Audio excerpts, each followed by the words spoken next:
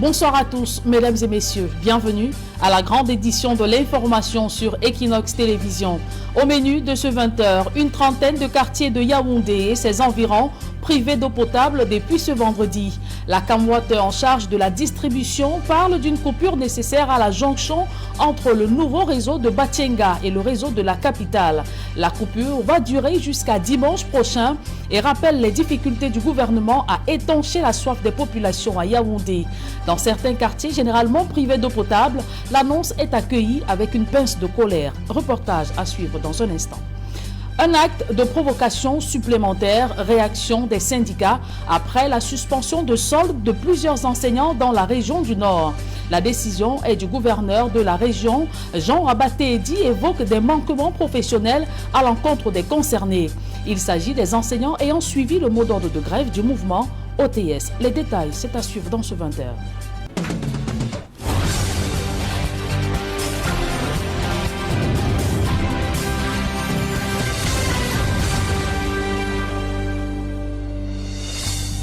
Une fois de plus, bonsoir à tous, mesdames et messieurs. Merci de nous recevoir chez vous. Nous vous le disions en titre, une trentaine de quartiers et villages de Yaoundé et de Soa privés d'eau potable pendant 3 jours. CAMWater, qui annonce la mauvaise nouvelle, prévoit des approvisionnements par camion-citerne. Seulement, dans certains quartiers visés, les populations n'ont pas vu le précieux liquide sortir des robinets depuis des lustres. Joël Essengue et Marcelin Ganson. Bien avant l'annonce des perturbations dans la fourniture de l'eau potable, certains quartiers de la capitale peinaient déjà à avoir accès au précieux liquide, comme le témoigne cet élève que nous croisons sur l'une des rues du quartier Emana, dans le premier arrondissement de Yaoundé. Ça fait depuis peut-être 2 mois aujourd'hui que l'eau ne coule plus ici, donc je sors de la source après Ombanongo. On n'a pas le choix puisqu'on rentre des classes. S'il y a les choses à faire, il faudra de l'eau, donc on doit aller chercher. Parfois même on passe souvent au puits, aller puiser de l'eau.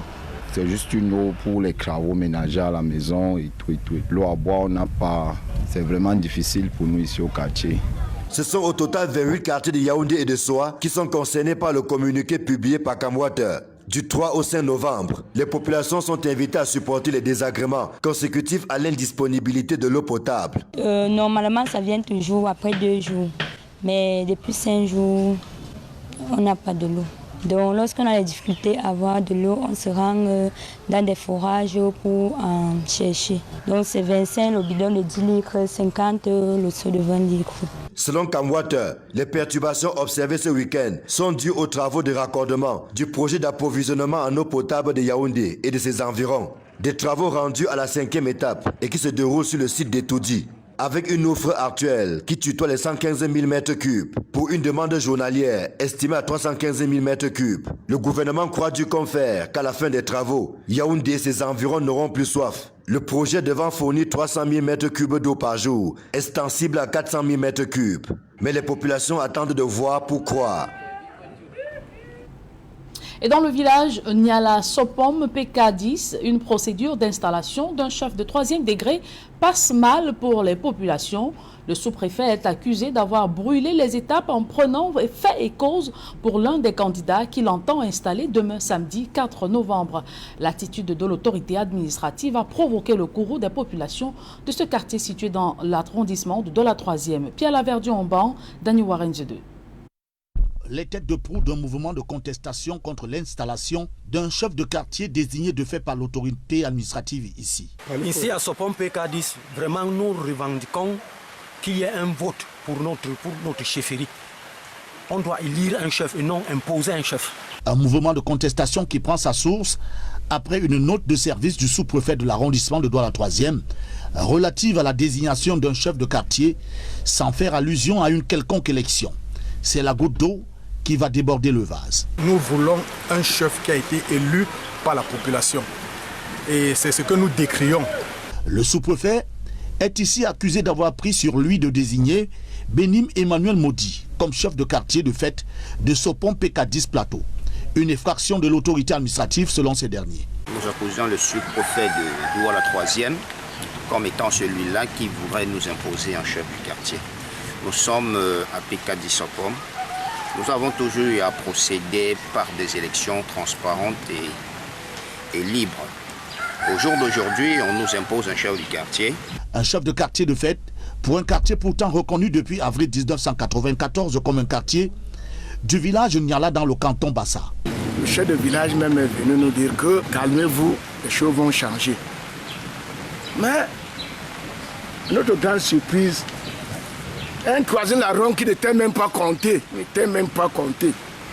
parmi les promis qu'on nous dit que c'est notre chef. Nos sources font savoir que malgré toutes ces contestations portées à l'endroit du sous-préfet de Douala 3e, celui-ci envisagerait tout de même l'installation de Benim Emmanuel Maudit comme chef de quartier de fait du quartier Sopom PK10, un projet qui passe mal pour ces populations qui entendent ne pas s'arrêter là. La situation qui pourrait virer au pire a été portée devant le préfet du Vori pour arbitrage. Et dans la région du Sud, la commune de Kribi 1er accuse la mairie de la ville de ne pas reverser fidèlement la redevance portuaire conformément à la loi. Au cours du conseil de recadrage budgétaire, les conseillers ont interpellé le préfet sur le sujet. Une situation préjudiciable à la commune de Kribi 1er qui doit 4 mois de salaire impayé à son personnel. Le reportage de Joseph Abenabena. La redevance portuaire n'est pas reversée à la mairie de Kribi 1er par la communauté urbaine de Kribi. C'est le sujet qui divise ici, dans ce conseil de recadrage budgétaire, et Madame le maire le rappelle fort opportunément à Monsieur le prophète de l'océan. Pour le déplorer, Monsieur le prophète, on peut regretter qu'à date, notre commune a reçu l'équivalent d'un seul trimestre qui a été viré, plus précisément le 13 du mois en cours. Cette dotation qui fait l'objet, faut-il le rappeler, d'un reversement obligatoire conformément à l'article 404 alinéa 2 de la loi de référence en vigueur de CPI. Cette situation n'est pas sans conséquence dans cette commune d'arrondissement qui totalise aujourd'hui 4 mois de salaire impayé à son personnel. Très grande conséquence parce que lorsqu'on parle de fonctionnement, vous pouvez comprendre ce qu'est le fonctionnement. Et le fonctionnement, vous l'avez entendu tout à l'heure, il s'agit aussi du paiement des salaires parce qu'une dotation, vous l'avez appris, pour le compte de 2023, nous attendons parce que ce n'est pas fini, plus de 100 millions de la communauté urbaine au vu de ce qui est reversé par la douane. Et malheureusement, ça ne marche pas. Le prophète de l'océan, qui ne se réjouit pas de cette situation, demande toutefois à l'exécutif de Kribi 1er de mettre un accent pour le recouvrement des recettes propres. Inviter une fois de plus Madame le maire de la commune d'arrondissement Kribi 1er à mettre un accent sur le recouvrement des recettes propres. Parce que nous avons pu constater que ces recettes sont très faibles, alors que les besoins des populations sont assez élevés. Au-delà de ne pas reverser fidèlement cette redevance aux communes d'arrondissement de Kribi, la communauté urbaine semble impuissante devant des tonnes d'ordures et d'immondices qui menacent au quotidien la santé des populations. Un acte de provocation supplémentaire, réaction des syndicats après la suspension du salaire de plusieurs enseignants dans la région du Nord. La décision est du gouverneur de la région, Jean Abaté-Edi, qui évoque des manquements professionnels à l'encontre des concernés. Il s'agit des enseignants ayant suivi le mot d'ordre de grève du mouvement OTS, une nouvelle étape franchie dans la répression des grévistes selon les enseignants. Jires Yopa et Donald Briskamgan. Les actes ont été pris fin octobre dernier pour la plupart par le gouverneur de la région du Nord. Dans ces arrêtés qui ont fuité sur les réseaux sociaux, on lit le motif de manquement à l'éthique et à la déontologie professionnelle. Il s'agit des enseignants du lycée classique et moderne de Garoua. D'après leurs collègues du mouvement OTS, les enseignants ainsi privés de salaire sont ceux ayant répondu à la cessation d'activité. Nous assistons, n'est-ce pas, à ce genre d'actes qui font, n'est-ce pas, une apologie de la dictature et un refus catégorique de résoudre le problème des enseignants. C'est vraiment une provocation de plus. Jean Abaté-Edi, le gouverneur dit s'appuyer sur un rapport du proviseur du lycée classique et moderne de Garoua, rendant compte des enseignants solidaires du mot d'ordre de grève en cours dans les établissements scolaires depuis septembre dernier. Chez les enseignants, on souligne que l'acte de l'autorité administrative est frappé d'illégalité, les enseignants sanctionnés n'étant pas passés par un conseil de discipline. Ces enseignants ne sont pas passés à un conseil de discipline.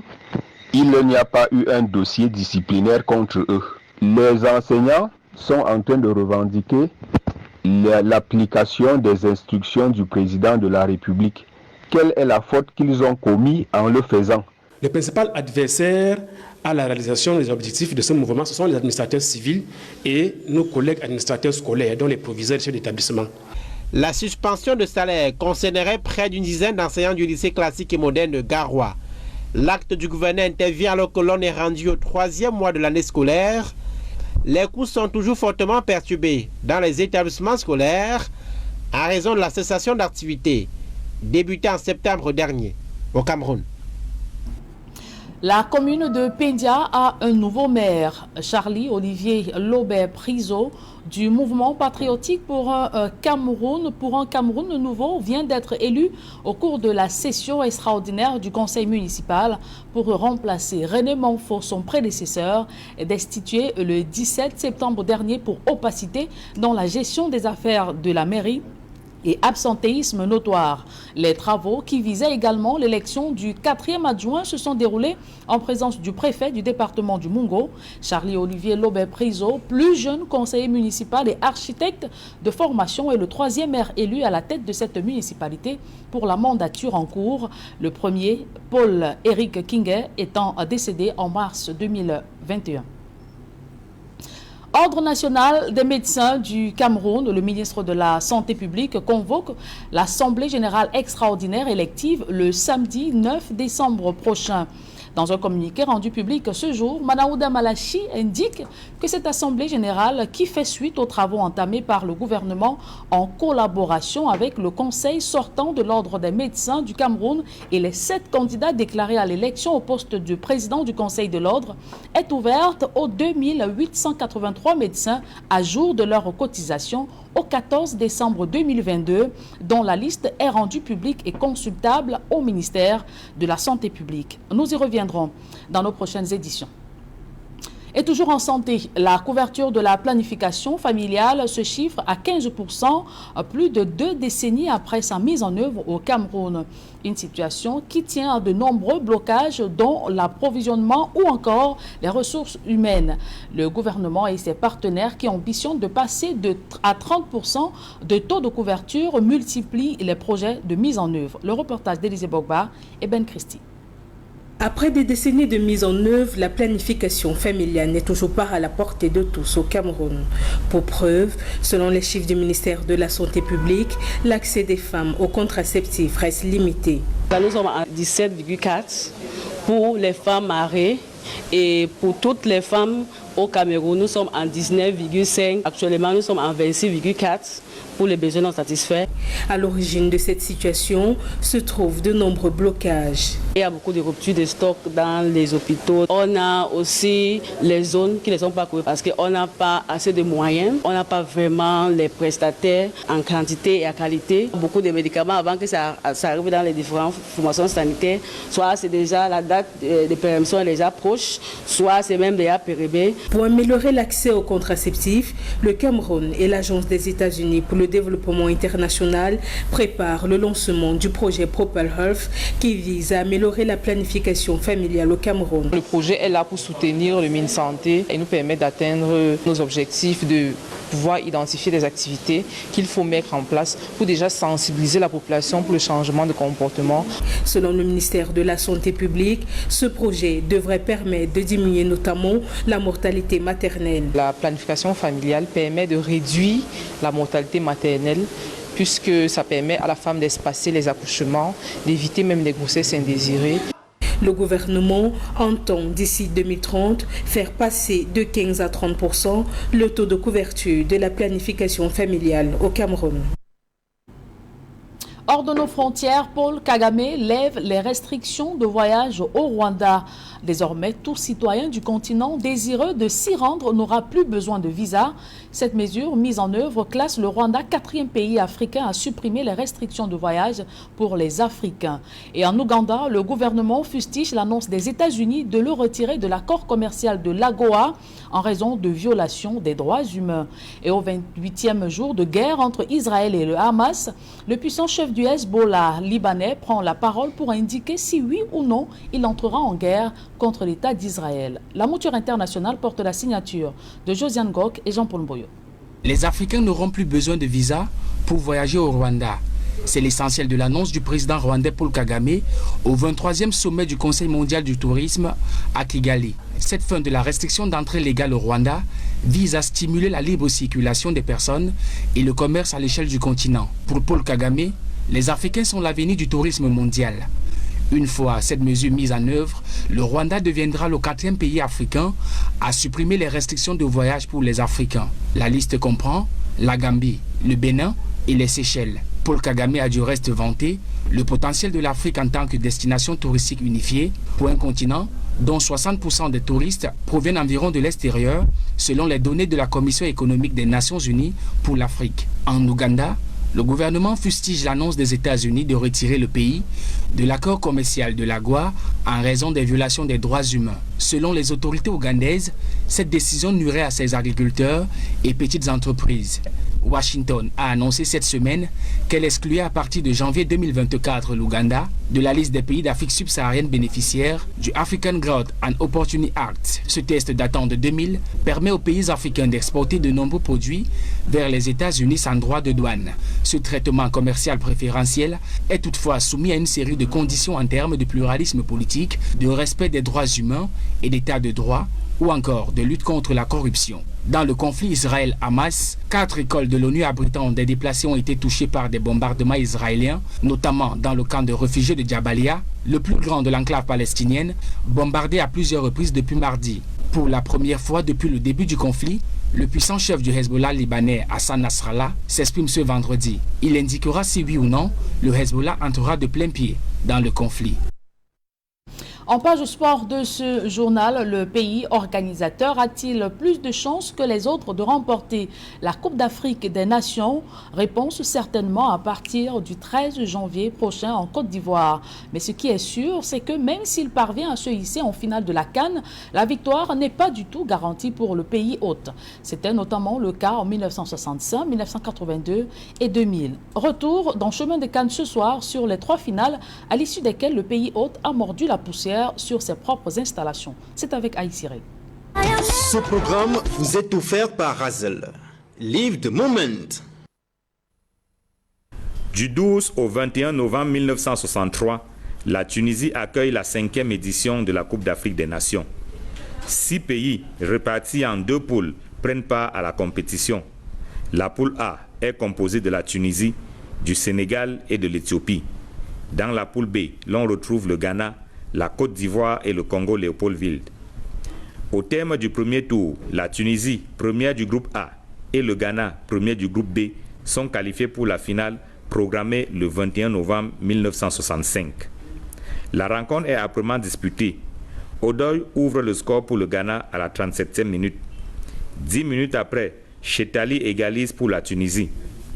Le même Chetali va donner l'avantage à la Tunisie à la 67e minute. Mais Kofi rétablit l'équilibre à la 79e. 2 buts partout, c'est le score à la fin des 90 minutes. Aux prolongations, 96e minute, Odoy offre la victoire au Ghana, 3-2. La Tunisie perd la CAN 1965. C'est la première fois qu'un pays hôte parvenu à l'étape de la finale n'arrive pas à s'imposer. En 1982, la CAN se dispute en Libye. Après une première confrontation, notamment en match d'ouverture de la compétition, soldée sur le score de 2 buts partout, la Libye et le Ghana se retrouvent à nouveau en finale. Au stade du 11 juin de Tripoli, le Ghana ouvre le score à la 35e minute, un but de Alassane. Grâce à El Béchari à la 70e minute, la Libye égalise 1 but partout. Au tir au but, le Ghana réussit 7 tirs contre 6 pour la Libye. Le pays hôte est battu en finale. C'est la 2e fois que cela arrive à la CAN. Mais l'histoire se répète en 2000. Le Nigeria, co-organisateur de la 22e édition de la CAN avec le Ghana, effectue un parcours presque sans faute jusqu'en finale. D'abord en match de poule, le Nigeria l'emporte 4-2 contre la Tunisie, grâce notamment à un hat-trick de Nwankwo Kanu. Face au Maroc, le Nigeria s'impose 2-0 avant de faire jeu égal 0 but partout contre le Congo. Au quart de finale, le Nigeria se débarrasse du Sénégal 2 buts à 1, doublé de Julius Agaoa. Demi-finale, l'Afrique du Sud passe à la trappe 2 à 0, 2 buts de Babangida. La finale de cette 22e CAN oppose le Nigeria et le Cameroun. 60 000 spectateurs sont réunis au Surulere Stadium de Lagos le 13 février 2000. Samuel Eto'o, 26e minute, et Patrick Mboma, 31e minute, permettent au Cameroun de mener 2 à 0. Chouko, 45e minute, et surtout JJ Okocha, 47e minute, égalisent pour le Nigeria 2 buts partout. Au tir au but, le Nigeria s'incline finalement 3 contre 4. En 33 CAN, les pays organisateurs ont échoué en finale 3 fois. La Tunisie en 1965, la Libye en 1982, le Nigeria en 2000.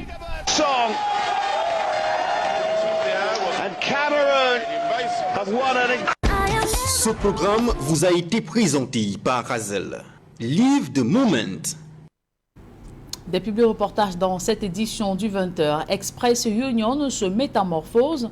L'entreprise financière se dote d'une nouvelle identité de marque afin d'améliorer la qualité de ses services. Reportage. Les habits neufs de Express Union. L'institution financière se dote d'une nouvelle identité de marque afin d'améliorer la qualité de ses services. Au plan visuel déjà, le logo change. Le logo reprend 2 thématiques. La couleur, le bleu, pour nous c'est la lumière, l'universel. Le globe, c'est la portée universelle et internationale des services. La dynamique d'innovation, de progrès, aussi le sourire, l'accueil, qui sont vraiment des piliers de ce que Express Union va incarner pour les communautés qui sont servies et qui vont continuer à être servies pour de nombreuses années. Express Union scelle une nouvelle alliance avec sa clientèle. L'une des principales rénovations porte sur l'innovation digitale, notamment Express Union Mobile Money, EURM, qui s'améliore. Nous apportons des nouveaux services digitaux qui se traduisent par le service Express Union Mobile Money, qui est le service de transfert d'argent à l'international, qui se fait à travers notre application Android. Nous avons le service Express Union Mobile Money, qui est une réponse aux besoins des populations pour leur quotidien, qui va au-delà du transfert, qui va au-delà des paiements, qui va au-delà de l'achat des besoins sociaux. Mais bien plus qu'une simple entreprise de transfert d'argent, Express Union excelle dans l'intermédiation financière, toute chose qui permet aux 50 millions de personnes qui constituent sa clientèle de mener leurs opérations et de réaliser leurs projets en toute quiétude. Nous avons conçu un certain nombre de produits pour accompagner toutes les couches de notre clientèle avec de très petits crédits, la collecte journalière qui vous donne droit à des crédits d'accompagnement, des petits crédits pour les clients particuliers, le crédit immobilier. Express Union, c'est 17 années d'expérience dans le domaine de la finance, 17 années de présence dans la sous-région et au-delà. Dans le prolongement du succès du partenariat avec les ministères en charge de l'éducation, en vue de faciliter le paiement des frais de scolarité des élèves, Express Union se réinvente afin d'être plus proche de sa clientèle. Express Union, se réinventer pour mieux vous servir. MTN Cameroun inscrit les personnes en situation de handicap au cœur de ses initiatives sociales. Le programme baptisé MTN Quatal, dédié à cette catégorie de population, a permis d'offrir à quelques-uns d'obtenir gratuitement le nécessaire pour se lancer dans la distribution des produits de cet opérateur de téléphonie mobile. Reportage. Respectivement handicapés visuels et handicapés motrices, ces femmes pourront désormais mener une activité leur permettant de gagner décemment leur vie. MTN Cameroun vient de remettre à chacune d'elles un kit pour la distribution des produits de cet opérateur de téléphonie mobile. kit, vous avez un chasuble qui peut porter, qui permet de les identifier. Vous avez une table et un parasol et vous avez tous les accessoires qui leur permettent de faire les activités au quotidien. Et en plus, maintenant, cette SIM principale avec un téléphone qui leur permet au fait d'effectuer l'activité de transaction en termes de cash in, cash out. Donc tout ce que nous faisons comme activité mobile money, ils peuvent le faire aisément devant leur maison et contribuer à leur propre épanouissement. Mais sur les SIM qu'on leur a donné également, il y a 250 000 qui est là-dessus, qui leur permet désormais d'être totalement autonomes en termes d'activité et aussi de participer à la vie de leur famille et à la vie de la société générale. L'accompagnement de MTN Cameroun à ses couches sociales en situation de vulnérabilité s'inscrit dans le cadre de son programme d'inclusion sociale baptisé MTN Kautal. J'ai été sélectionnée par MTN passant par une dame qui m'a dit MTN avait lancé un don pour des personnes en situation de handicap. En fait, je n'y croyais pas. Bon, je me suis quand même inscrite et ça a fait pratiquement 3 semaines après. On m'a appelé par ma puce MTN et me fait comprendre que j'ai été sélectionnée pour le projet qui a été lancé pour les personnes en situation de handicap pour l'inclusion sociale. Hésitante au départ, elle finit par se rendre compte de ce que la manne lui tombait du ciel. Je me suis dit, je me lance aussi, on ne sait jamais. Et aujourd'hui, ce matin, donc, il m'a encore fait appel aux environs de 12 heures pour me dire qu'il faut qu'on se voie parce que la cérémonie aura lieu à partir des 14 heures. C'est où donc je suis allée en s'en rencontre jusqu'à ce que je me retrouve à MTN Cameroun avec tous les décors et tout ce que nous voyons là, jusqu'à ce qu'on me remette tous les cadeaux que nous voyons là maintenant. 2 chômeurs de moins parmi les personnes en situation de handicap. Les autorités en charge des affaires sociales ont de quoi s'en réjouir. Les personnes vivant avec un handicap peuvent espérer pour un avenir meilleur. Et nous pensons que MTN va demeurer l'entreprise citoyenne et nous appelons aux autres entreprises de copier, n'est-ce pas, un bon exemple. Cette action n'est qu'une infime illustration de l'attention que MTN Cameroun accorde à la personne handicapée. Depuis le mois de juin, nous avons mis en place un élément pour que nous assurons que dans tous nos services centers et tout ce qui est service off-front, nous mettons en accent et donnons l'opportunité à ces gens-là de servir dans toutes nos communications corporate. Ils sont signés. Donc ça veut dire que nous marquons des actions de signes pour pouvoir permettre à d'autres qui n'arrivent pas à comprendre d'entendre ce que nous passons comme message. Lors de la cérémonie de remise de ces kits, présidée personnellement par la directrice générale de MTN Cameroun, les 2 premières bénéficiaires du programme MTN Kautal de la région de l'Ouest ont promis de travailler avec tout le sérieux afin de donner raison à ceux qui leur ont fait confiance. C'est avec ce public reportage que nous mettons un terme à cette édition du 20h. Merci de l'avoir suivi, mesdames et messieurs. Ne quittez surtout pas la deuxième partie dès qu'il en soit. C'est dans un court instant avec Serge Alaotouf aux commandes. Serge. Suspension de solde pour une dizaine d'enseignants du lycée classique et moderne de Gabon. Un acte de provocation supplémentaire, ainsi réagissent des syndicats après la suspension de solde de plusieurs enseignants dans la région du Nord. La décision est du gouverneur de cette région, Jean Abatédi, évoque des manquements professionnels à l'encontre des concernés. Il s'agit bel et bien des enseignants ayant suivi le mot d'ordre du mouvement « On a trop supporté ». Serge Alaoto, il faut préciser que c'est une nouvelle étape franchie dans la répression des grévistes selon les enseignants. Voilà, c'est dans l'essentiel et qu'il en soit deuxième partie. Bonne soirée à vous, Julienne. Très bonne soirée à vous. Bon week-end à vous. Excellent à vous aussi. Et à très bientôt. À très bientôt. Voilà, la suite, c'est en plateau en compagnie de nos invités, Raoul Lemopi, Robert Kedia, Eric Pepembikaï et Arthur Assam. Arthur Assam, voilà, vous étiez en train de parler de des conséquences qu'il pourrait avoir après tout ce que les enseignants subissent aujourd'hui. Il peut y avoir des départs massifs.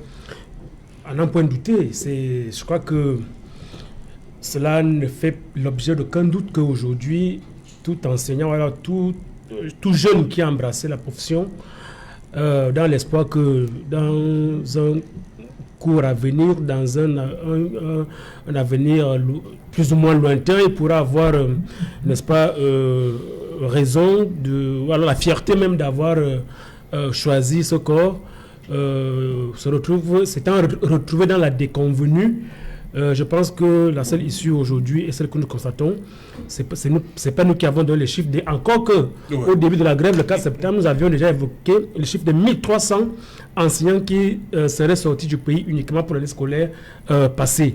Donc les chiffres qui viennent donc confirmer, n'est-ce pas, nos statistiques qui viennent, n'est-ce pas, de la voie la plus autorisée, qui parle donc de 1571 enseignants en abandon de poste, et dont la plupart des cas indiquent qu'ils seraient hors du pays. C'est pour dire que c'est le gouvernement lui-même, le système de fonctionnement du pays et les conditions dans lesquelles on donne aux enseignants de travailler qui est à l'origine, n'est-ce pas, de cette ruée vers l'extérieur. Donc les causes sont en interne et il n'y a qu'en interne qu'on peut trouver les solutions. Raoul Lemopi, sur cette question, je me pose des questions sur le timing. Voilà. Est-ce que c'était opportun pour le ministre des Enseignements secondaires de sortir ce chiffre-là, en ce moment-ci, qui a ce malaise? En plus, il y a ce qui nous vient de Gawa. D'où cette thématique aujourd'hui. Est-ce que ceux-là qui sont aujourd'hui menacés ne sont pas de potentiels candidats à l'immigration? Non, moi, je vais vous dire quelque chose. J'ai eu à le dire à plusieurs reprises sur ce plateau que la ministre des Enseignements secondaires fait dans le désordre. C'est le désordre qu'elle fait. C'est le désordre pourquoi? Est-ce qu'elle était obligée de sortir ces chiffres en ce moment-ci? D'abord, en termes, n'est-ce pas, de l'opportunité de mettre en circulation cette liste, on peut bien la questionner. Mais aussi à côté de cela, est-ce que les noms qui y figurent dans leur immense majorité sont ceux des personnes qui ne sont pas en poste?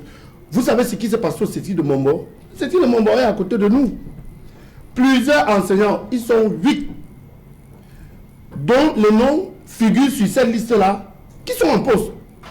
Et je vais vous dire, et qui nous donne l'occasion de parler de cela, lorsque les enseignants ont été informés de ce que leur nom se retrouvait, n'est-ce pas, sur cette fameuse liste, dans cette fameuse liste, ils ont pris en assaut la délégation départementale des enseignements secondaires pour la Sanaga maritime. Donc, Kedia n'aime pas trop ce terme guerrier-là. Prendre en assaut. Oui, prendre en assaut. Je vous ai dit qu'on est en guerre. Ah bon? Alors, les gars ont pris en assaut la délégation départementale des enseignements secondaires pour la Sanaga maritime. Et une voix autorisée, que je ne veux pas nommer ici, leur a fait simplement comprendre que c'est une démarche malheureuse parce que, et je vais citer cette voix, même le gouverneur de la région du littoral, dans leur réunion administrative de sécurité, a demandé de ne pas provoquer les enseignants. Donc, on est clair qu'il s'agit ici d'une provocation. Et cette provocation peut coïncider avec des plans macabres qui sont pensés dans les officines de Kedia pour jeter de l'huile dans le feu. Parce que véritablement, ils cherchent leurs camarades. D'où est-ce que l'étincelle peut partir pour se réapproprier ces éléments-là comme on voit dans le NOZO. N'ayons pas peur de le dire. On est dans une situation de coup d'état scientifique que les gens sont en train de préparer. Ils essaient à gauche, ça ne passe pas. Ils essaient à droite, ça ne passe pas. Vous pensez par exemple que le gouverneur de la région du Nord, qui a rendu public, n'est-ce pas, ces décisions, ne sait pas très bien que ce qu'il est en train de faire là, c'est la coup au président de la République pour être ministre. Et il ne sera pas ministre. Il faut aussi le dire, puisque... Non, c'est le pouvoir discrétionnaire du président de la République. Il y a le pouvoir discrétionnaire, il y a le pouvoir discrétionnaire, il y a la rationalité des faits. Il y a la rationalité des faits. C'est le pouvoir discrétionnaire du président de la République. Mais le président de la République, après tout, est d'abord notre serviteur. C'est nous qui avons... Il nomme qui veut aux emplois civils et militaires. Je dis précisément que, parlant du gouverneur de la région du littoral, il ne va pas le nommer. Du Nord, il ne va pas le nommer. Je voudrais revenir sur... Tu ne veux pas qu'il le nomme. Il ne va pas le nommer. Il ne va pas le nommer. Non, ça c'est vous qui le dites. Alors, revenons maintenant sur certaines choses qui ont été dites ici. Non, je voudrais mettre sur l'immigration. Ces actes qui sont posés là, il y a eu... Est-ce que ça... ça n'ouvre pas. Vous verrez que ça ira dans ce sens. Ok, allez-y. Alors, par rapport à ce qui a été dit ici, lorsqu'on parle de l'immigration, bien sûr, le fait que ces pays-là, qu'on ne veut pas citer ici, là, se pressent à absorber, n'est-ce pas, ces pays-là sont plus le potentiel intellectuel du Cameroun est quand même la preuve qu'après les extractions minières, on a affaire à des extractions culturelles et les extractions des intelligences. Les anciens du Cameroun ne sont pas aussi des idiots comme on peut le penser. Parce que des grandes nations comme celle-là ne peuvent pas construire, n'est-ce pas, leur développement autour des personnes de moindre valeur. Et je veux dire, lorsque nous nous trouvons en situation de précarité, c'est un réflexe normal de chercher les bouées de sauvetage. Emmanuel Kant est un philosophe allemand. Il a dit préserver sa vie quand on le peut est un devoir. Et on peut préserver sa vie en quittant le Cameroun. Il faut qu'on le dise très clairement.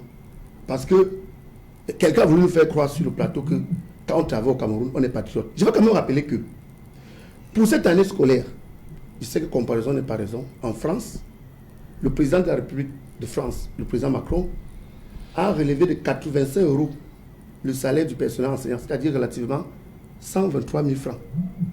Et a ramené la formation des enseignants post-bac. C'est-à-dire qu'après le bac en France, vous pouvez bien sûr que la musique discuter aujourd'hui. Mais au Cameroun, on a commencé la rentrée par la grève.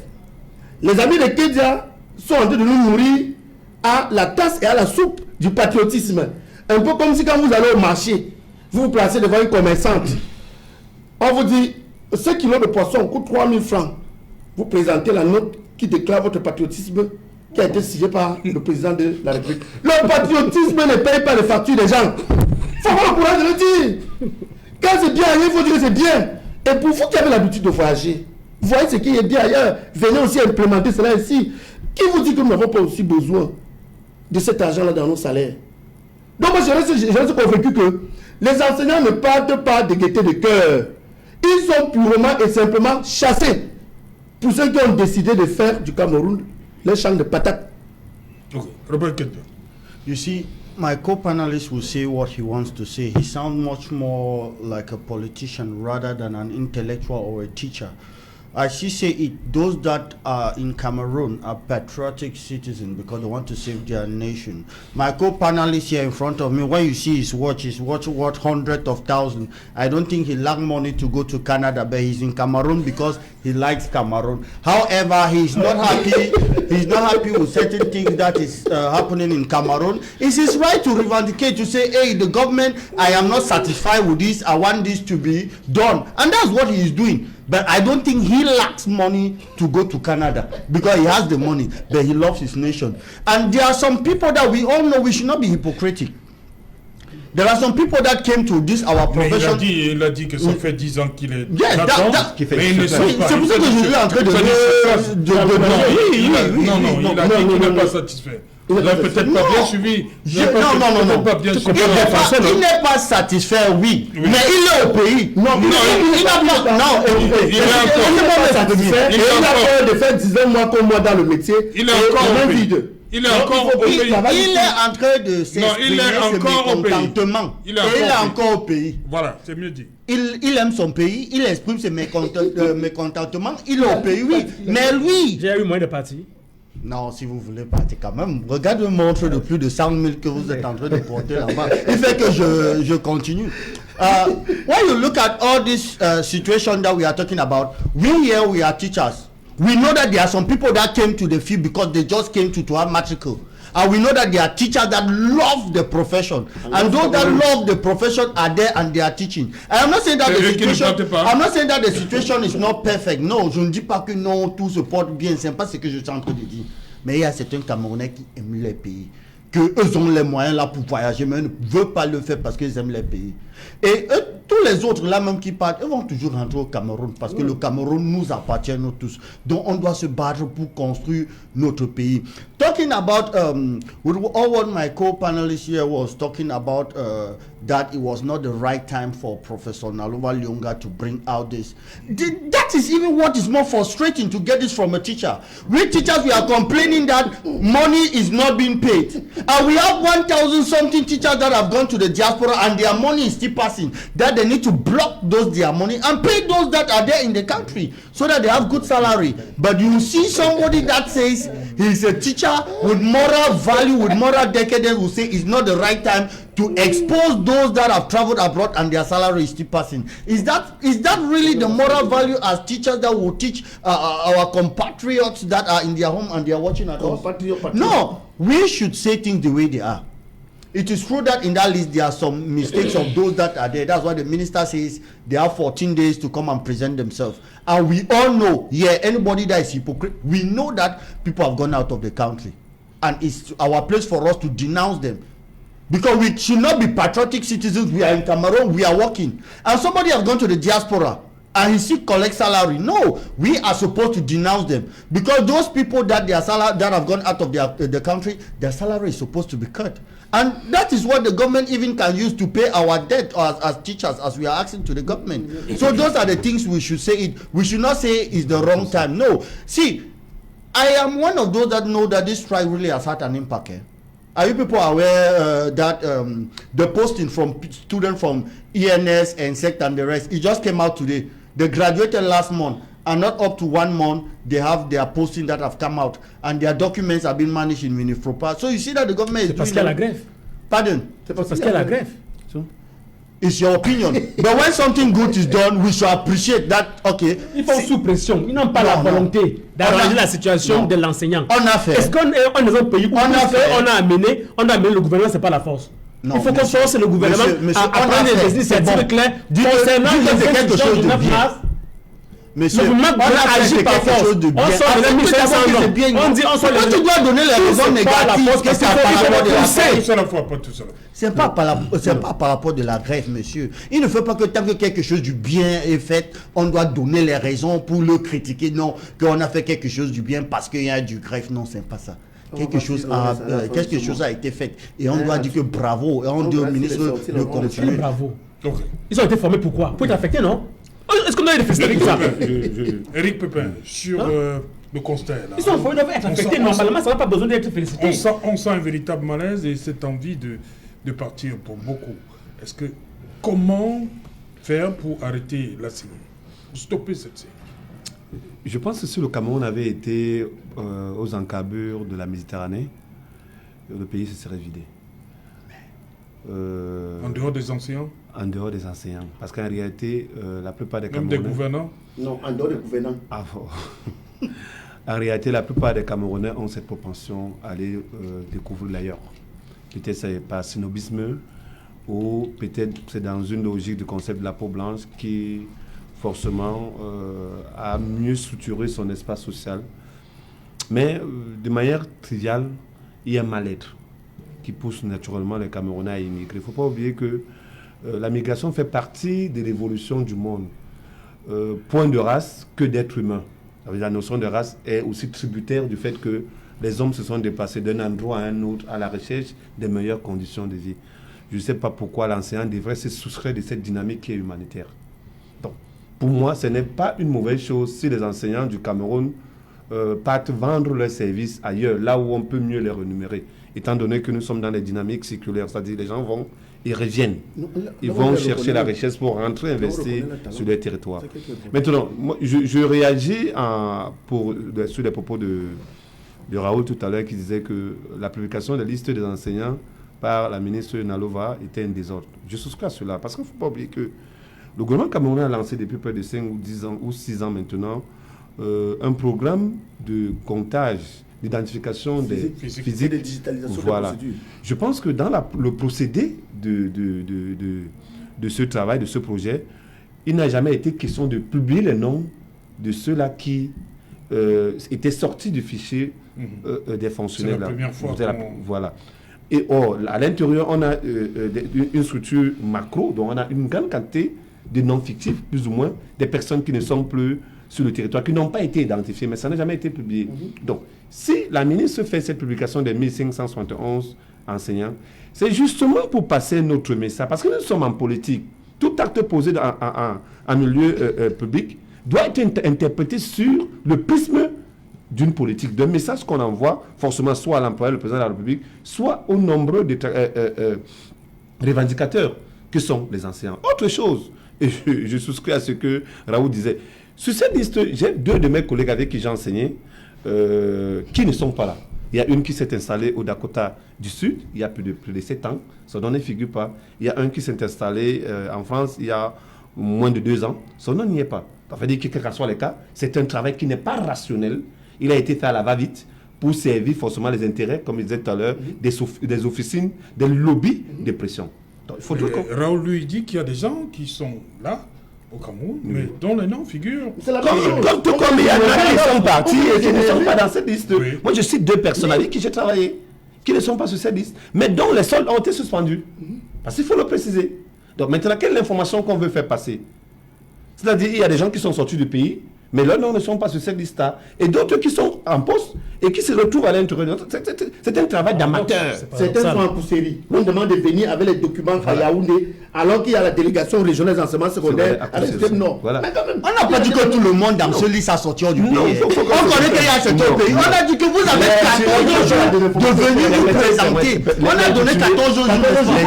L'intitulé de la liste, c'est les 1571 enseignants qui sont hors du pays et qui sont considérés comme étant l'abandon de poste. Déclarés en position d'abandon de poste. Donc je vais dire, c'est un travail d'amateur qui a été fait à la va-vite et qui ne répond à aucun canal de nature à ce que on puisse envoyer, en fait, de nature à ce que les concernés puissent comprendre effectivement ce que la ministre voulait faire passer. Oui. Donc, il faudrait qu'on comprenne que la situation d'enseignants au Cameroun est une situation de précarité.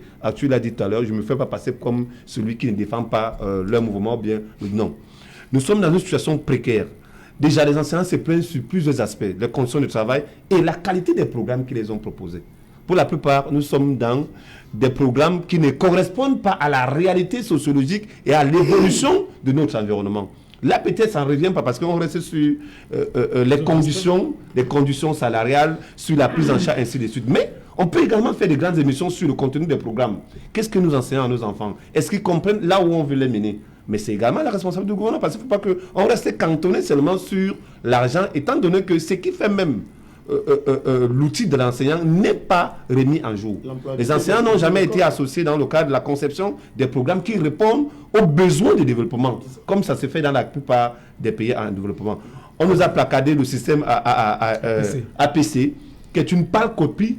Tantôt on parle du système canadien, tantôt le système belge, tantôt le système marocain, et qui ne s'applique pas dans notre environnement. Donc, il est totalement vide. Ça, c'est une autre émission. Voilà. Système APC, système lacunaire est vide. Non, ça c'est une autre émission. Oui, je voudrais seulement que ça soit sûr qu'en dehors des revendications propres qui sont posées, qui entraînent notamment à la situation de l'enseignant et aux revendications liées à l'argent et tout ça. Il y a également les systèmes scolaires qu'on doit interroger. Parce que ce que sur les sanctions qui bon, maintenant sur les sanctions, je voudrais... De plus en plus dur. Parce que, comme j'ai dit, sur les sanctions, ça va de manière... crescendo. Voilà, on est passé d'un redéploiement. Maintenant, c'est suspension de solde. Oui, je voudrais dire que, je vais le répéter, que les mesures d'embastillement et de musellement que l'autorité administrative tend à utiliser pour étouffer le mouvement de grève ne vont pas marcher. Ou alors ça va même produire un effet boomerang. Parce que si ça ne radicalise pas davantage, ça va faire en sorte que nous, enseignants, qu'on trouve d'autres moyens pour s'en sortir, tel que voulait le tracer, n'est-ce pas, Raoul. Je voudrais envoyer une nouvelle à ces aînés, à ces parents. Premièrement, ils ont des enfants dans leur famille qui sont certainement enseignants. Donc, ils ne sont pas ignorants de ce que nous vivons, le martyre que nous vivons dans la profession. La deuxième chose, c'est que, vous voyez, nous avons des enfants à la maison, que nous envoyons à l'école aussi chaque jour, qui partent à l'école chaque jour. Vous avez donc votre premier fils qui va à l'école et il va à l'école à pied. Et il dit, papa, vraiment, moi je ne veux plus aller à l'école parce que chaque fois que je rentre, j'ai les vertiges parce que depuis le matin, je n'ai pas mangé. Il me faut du pain, au moins le matin, pour mettre dans mon sac qu'il va aller manger à l'école. Et l'enfant pleure. Il vous dit, papa, pardon, je ne veux plus. Je ne veux plus marcher à pied parce que je n'ai rien à manger. Mettez-moi du pain dans le sac pour que je n'ai pas les vertiges à cause de la faim. Mais au lieu que vous parents, vous trouvez les moyens pour donner du pain à votre enfant, vous prenez la chicotte, pour chicoter, va à l'école. Va vite, mais plutôt voir ça à la maison. Commencez à sourire. Est-ce que la solution de l'enfant qui pleure de faim parce qu'il n'a rien mangé, c'est de lui donner la chicotte aux fesses? Donc, est-ce que le gouverneur prend donc la chicotte pour taper sur les enfants qui demandent que, pardon, payez-nous, donnez-nous de l'argent parce que nous travaillons dans des conditions extrêmes de précarité? C'est tout demander. Et moi, je suis surpris lorsque j'écoute mon frère Kezia, vraiment qui parle avec des éloges comme surprenantes sur la profession des enseignants. Mais tous les enseignants qui travaillent aujourd'hui sont des jongleurs.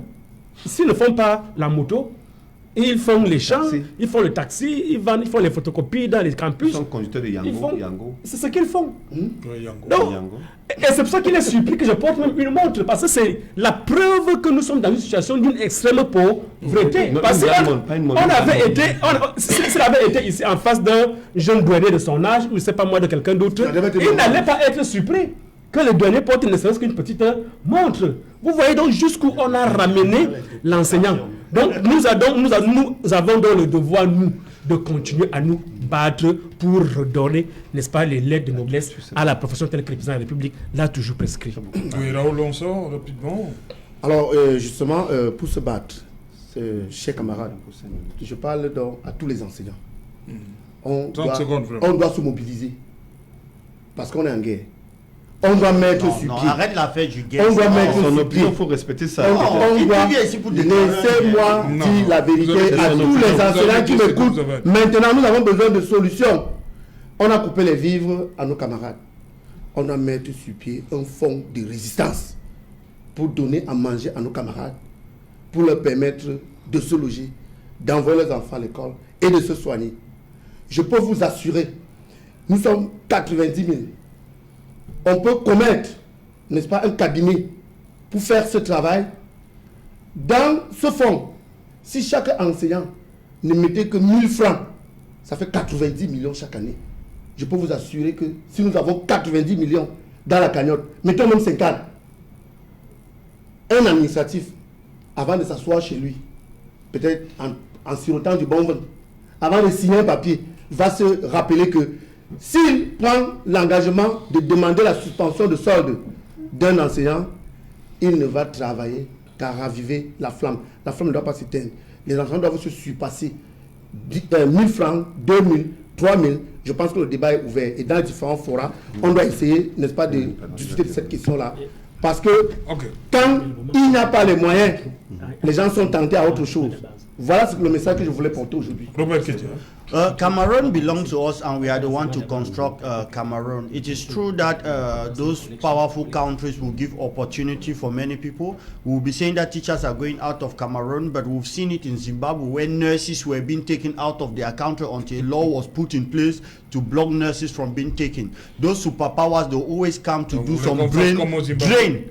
They will be coming to do a brain drain. So I'm telling teachers as intellectual, you go to the Canada, you come back and meet the same problem. We are to work together to build our country and not run and think that another person will build your country so that you should come after. So we are calling for us to be together and build our country, not only for ourselves, but for our grandchildren that will come when we are not there. Je pense que la suspension de solde est une mesure très sévère. Il faudrait qu'on passe... On est en train de sortir, là. Oui. On n'est plus là. Il ne faudrait pas que ce soit en contradiction avec ce que prend le gouvernement, notamment le dialogue. Il ne faut pas oublier qu'il y a 7 ministres qui sont déportés devant la presse pour essayer d'expliquer pourquoi il y aurait des retards par rapport à la résolution des problèmes des enseignants. Donc maintenant, quand on passe de la phase de dialogue à la phase de réflexion, parce qu'en réalité, les gouverneurs, que ce soit de l'Adamawa ou du Nord, n'étaient pas dans cette concertation. Donc il faudrait qu'on continue à crédibiliser le dialogue. Et n'oublions pas, les enseignants, c'est à peu près 170 000 personnes qui... C'est une autre république, l'Adamawa et le Nord? Non, il ne faudrait pas qu'ils soient en marge de ce que... Non, les ministres se sont assis. 7 membres du gouvernement se sont assis et on a suivi. Ce qu'on a suivi... C'est ce qu'ils sont dit. Pourquoi vous voulez... Vous dites qu'ils n'étaient pas là. C'est pas de dire qu'ils n'étaient pas là. Ils n'étaient pas là. Non, c'est pas ce que ça... Vous n'avez pas suivi. Ils sont de dire ceci, c'est qu'ils n'ont pas le droit d'aller à l'encontre de ce que leurs collaborateurs ont pris comme engagement. Donc la mesure de répression, suspension de sol, redéploiement ne participe pas à résoudre le problème. Au contraire, ça va se complexifier le problème. Les enseignants, c'est à peu près 170 000 sur les 325 000 que représentent les fonctionnaires. C'est une force importante qui peut handicaper forcément le fonctionnement de l'État du Cameroun. Oui, les collègues qui sont dans les situations difficiles ne sont pas abandonnés. Les syndicats traitent leur cas avec sérénité et les mesures du gouvernement ne sont pas exemptes de toute attaque. Le décret dit le fonctionnaire a la possibilité de contester la décision de sanction devant le tribunal administratif. Merci, nous sommes donc arrivés au terme de ce numéro Equinox. On se retrouve lundi à partir de 19h. Bonsoir, PK17. Le fonctionnaire a le droit